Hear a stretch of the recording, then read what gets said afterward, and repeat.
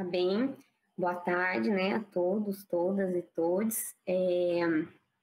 Como o Luiz Otávio já me apresentou, então eu me chamo Elisiane e vou pedir licença aqui para vocês para apresentar os slides. Só um minutinho. Bom, então, essa é uma pesquisa, as reflexões que eu trago, né, para essa tarde são sobre a historiografia a respeito da formação da Internacional Comunista. É uma pesquisa em seu estágio inicial, iniciei o doutorado este ano, com orientação do professor Cogiola, então são aspectos que eu venho pensando, e peço desculpas de antemão, né, se a apresentação não suprir as expectativas, porque é algo bastante inicial que eu venho me desdobrando. Então, nesse sentido, quando paramos para pensar sobre a memória social a respeito da formação da Internacional Comunista, é bastante comum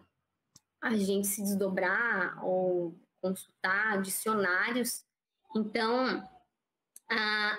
os verbetes costumam trazer essa questão do internacionalismo, sempre numa memória linear entre a primeira, segunda e a Internacional Comunista, também denominada como Terceira Internacional. Então, dentro dessa memória social, a gente pode-se perceber uma linearidade do pensamento, próprio, obviamente, do caráter sistematizador que esses dicionários trazem. Em contrapartida, se formos pesquisar numa literatura um pouco mais especificada, como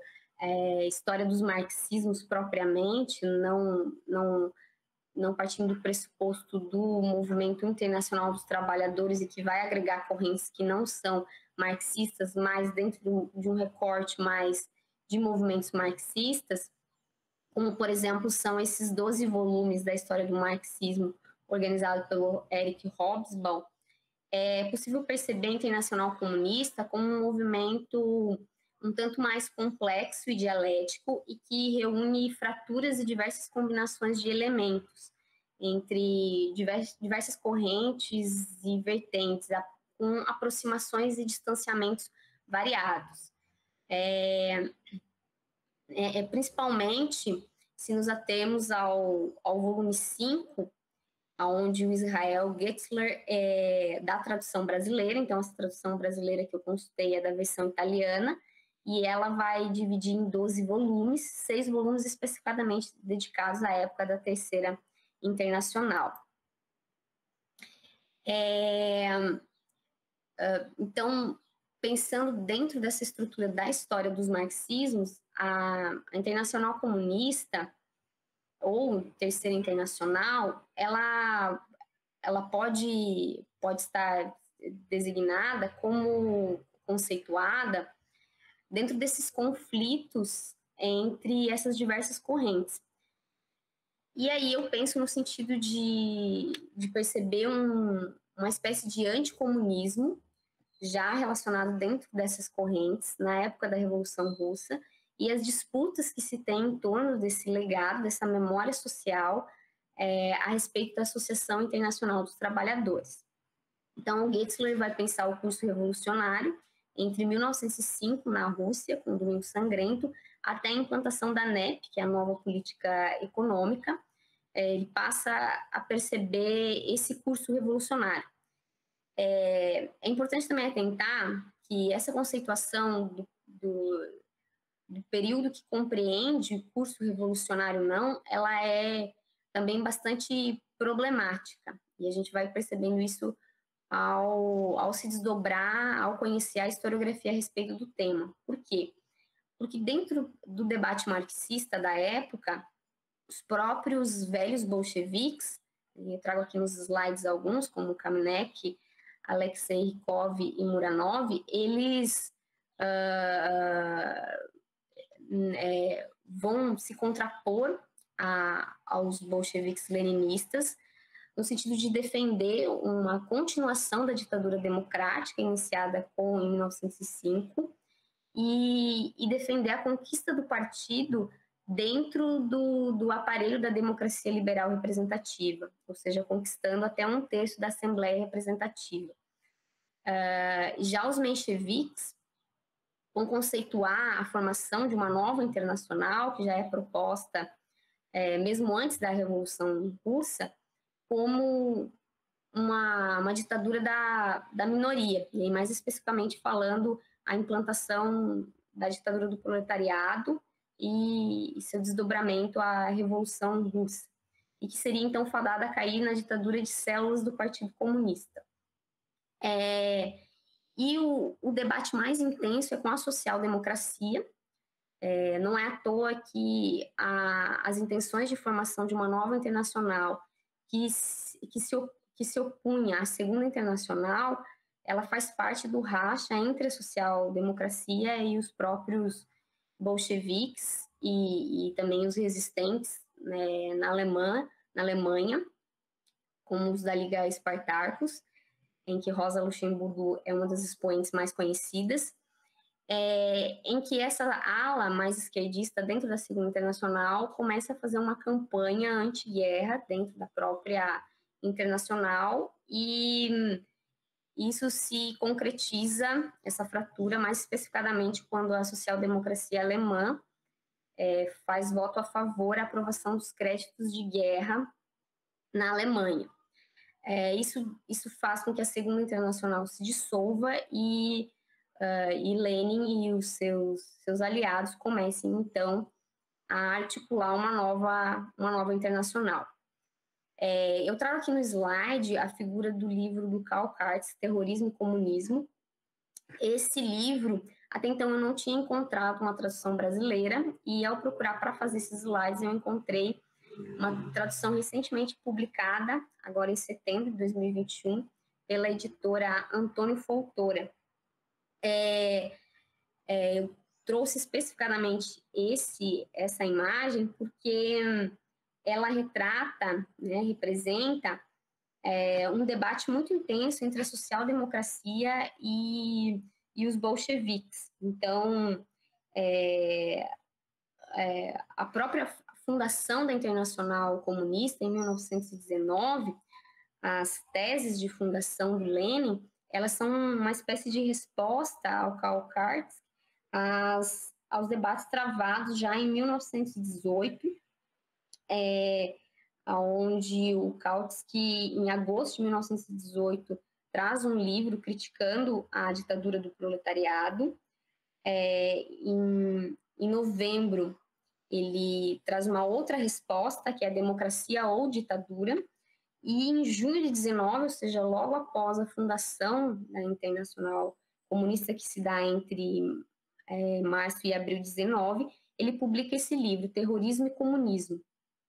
E a outra oposição, a outra crítica, as fraturas dentro desse debate, vem dos austro-marxistas, chamados pelos bolcheviques de centristas, porque eles ficam entre um centro entre os bolcheviques e entre os mencheviques. Eles fundam a Internacional 2,5, ou Internacional de Viena, depois, em 1921, e vão se unir à Segunda Internacional, que se dissolve e volta à sua ativa em 1923 com a Internacional de Amsterdã. Não esquecendo que houve uma tentativa depois, em 1922, da união das três internacionais, que não obteve muito êxito. Então, esse debate que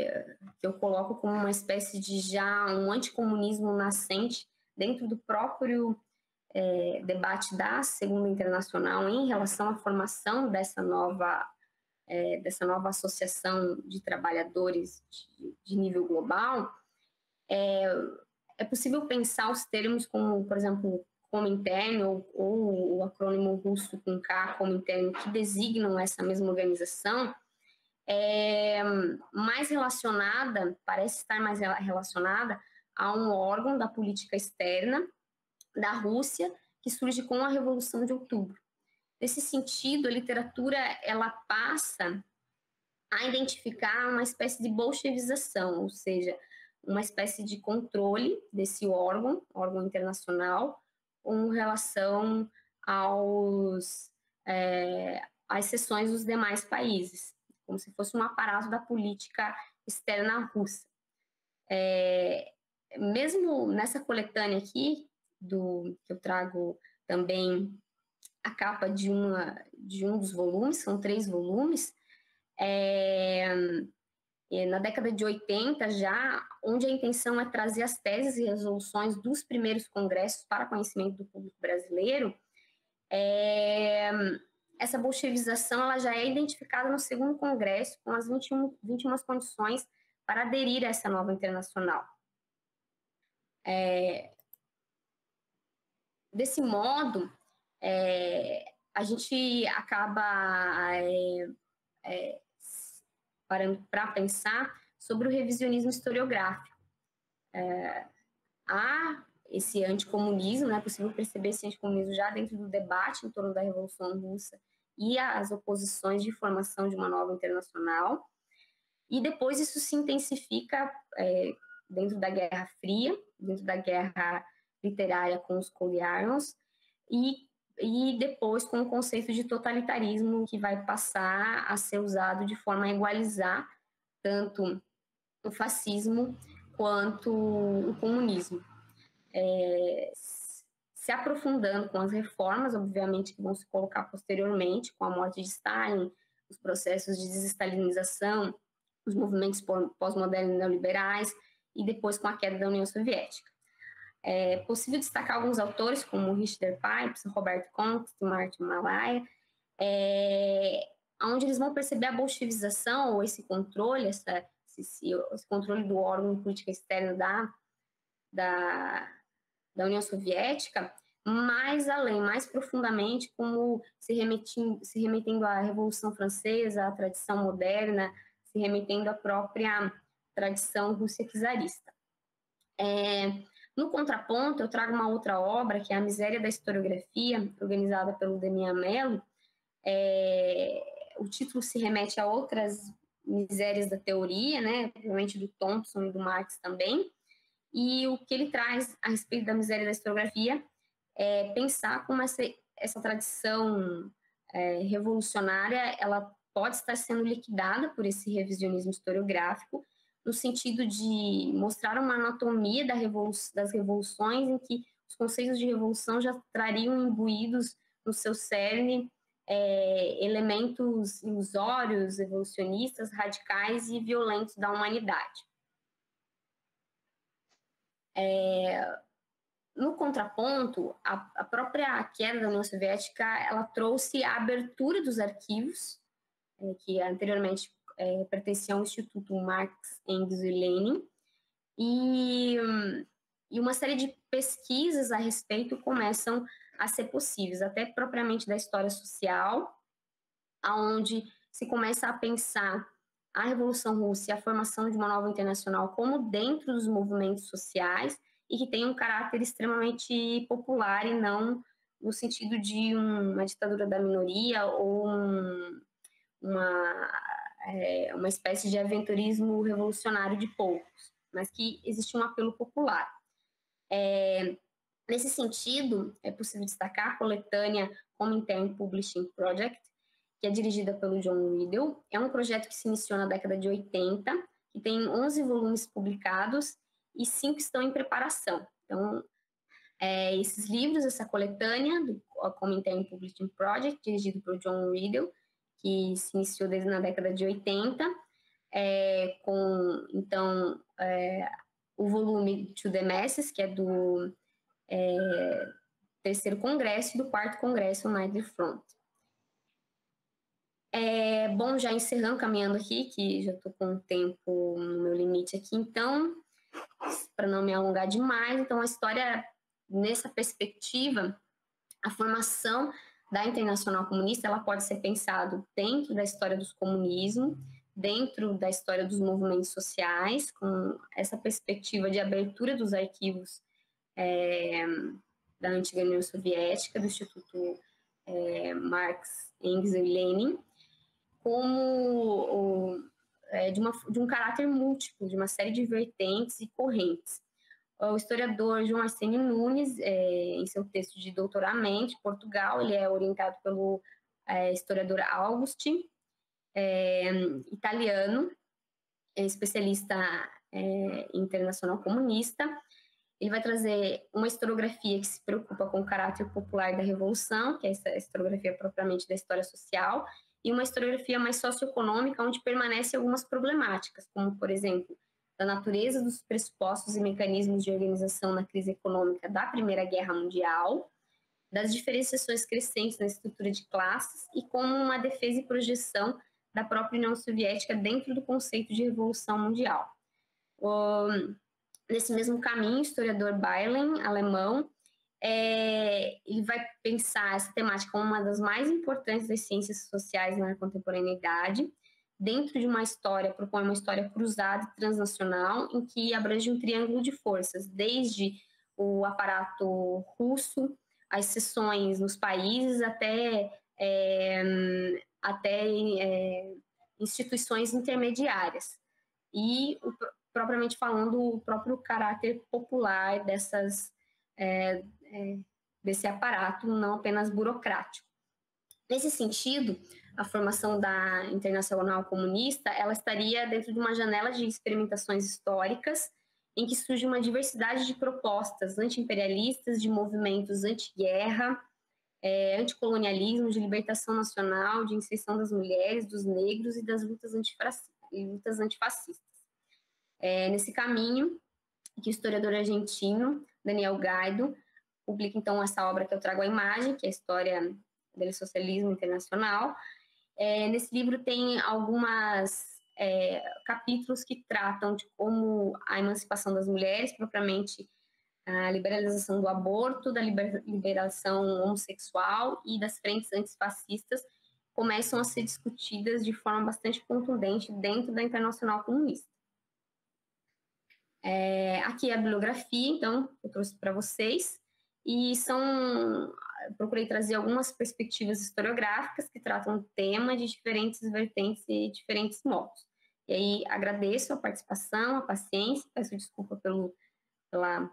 queda da internet aqui algumas vezes, e fico aberta depois para sugestões, comentários e perguntas. Obrigada.